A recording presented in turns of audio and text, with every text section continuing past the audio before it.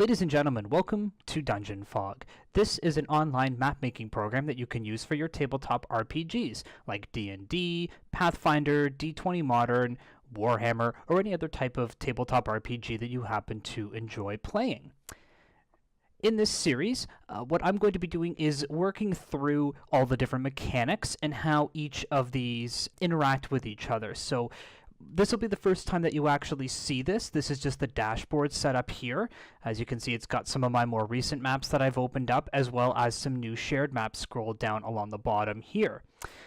Very quickly, you can either set up a new map, you can create a new folder where you can store other maps, or you can actually go to your map specifically. So if I just clicked on Go to My Maps, it brings me to the My Maps tab up here, where I can see all the different maps and folders that I've made, and you can either do through quick navigation, or you can actually click on the specific folders or maps if you haven't assigned them anywhere yet.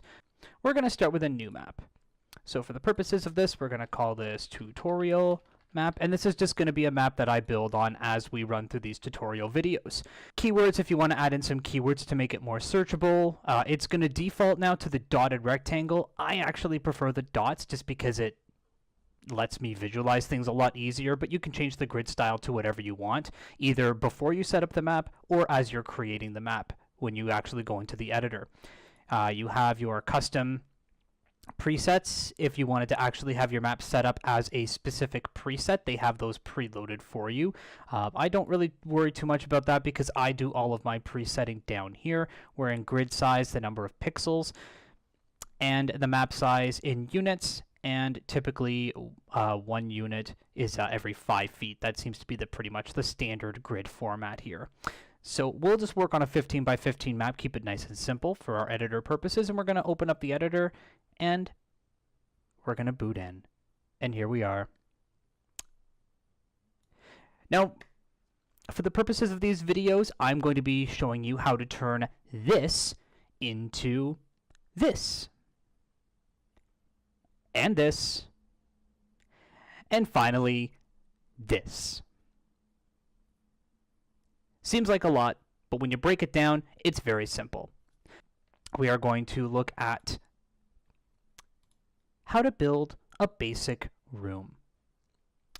Well, we have different tabs here, and I will be going into more detail about how these tabs work as we progress through these videos. But for today, we're going to start with the Draw Room tab, just building a basic room. So whenever you click the Draw Room tab, you'll see the yellow dot appear, and it gets tied to these dots. You know what?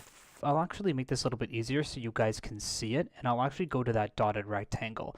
So you can see how when I'm drawing a map, it actually stays glued to this sort of grid line that you have set up here. And you can see that as I'm clicking a line, a black one appears right up here, and then a red one begins tracing itself out as we go, and it'll actually give me the coordinates based on its length and width, more or less. So it is 0 units across, but 5 down, which makes it a lot easier if you're trying to build rooms very quickly. You can use that sort of as a guide. If you don't feel like counting pixels really quickly or counting blocks, what you can do is you can just go, okay, that's 5, match it up like so.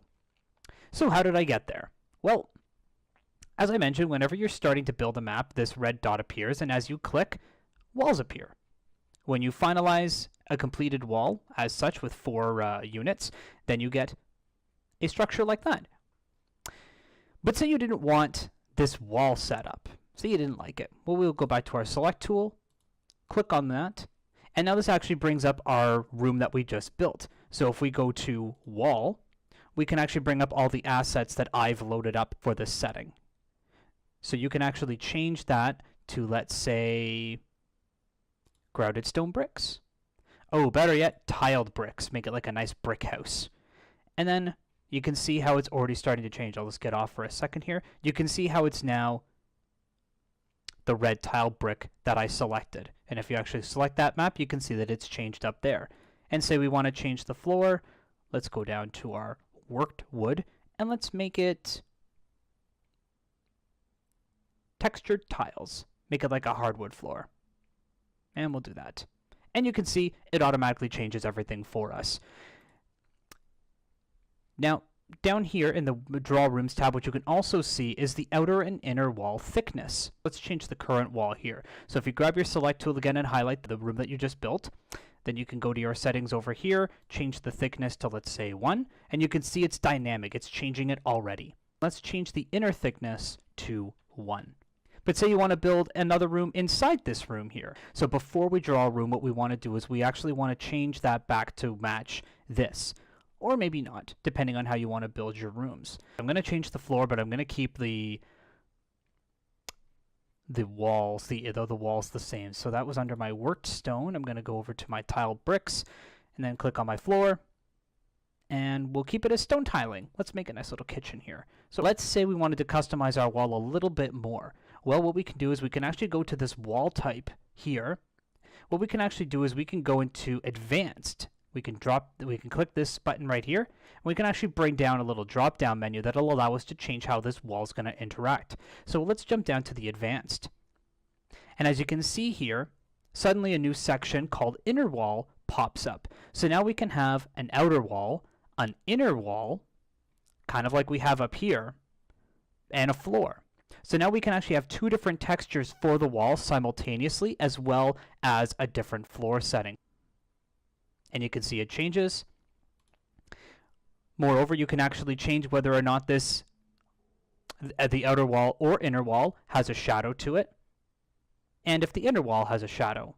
I usually like to keep the outline just because it lets players see exactly where the limits of the room are. Maybe for the outside we'll keep the shadows in the outline on, but maybe for the inside we'll just turn them off. And that's again done through the Advanced tab.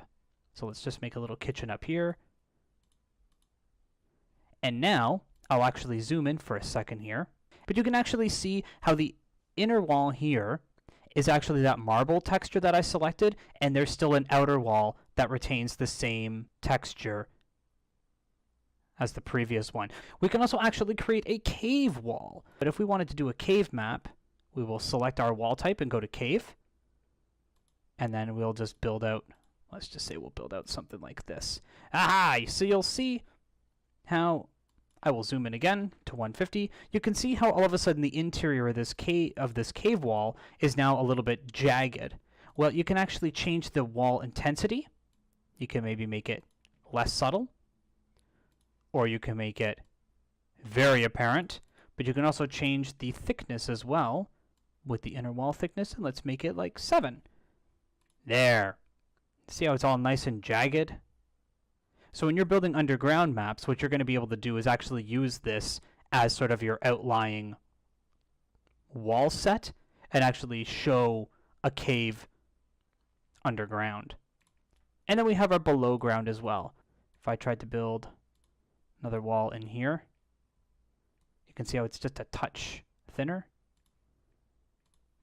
And it only has a setting for an inner wall as well. It actually does not have an outer wall setting. So if I actually wanted to make it 7, I could change the interior wall thickness, but that exterior wall is still super fine, super thin. So the next feature that I want to show you guys is the Paint Tool feature.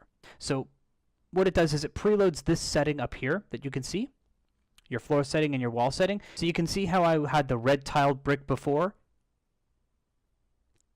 and the tiled wood on the bottom.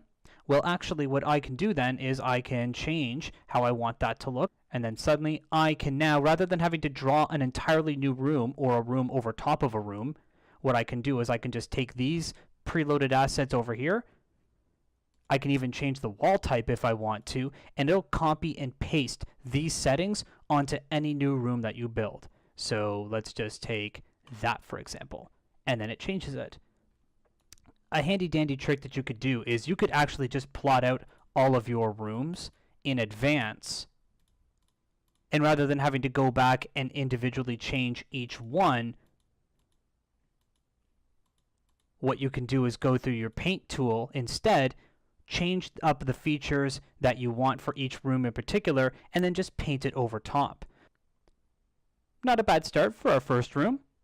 2 rooms, actually. We're even ahead of the game. That's 2 rooms, ladies and gentlemen. I will see you guys all in the next tutorial video.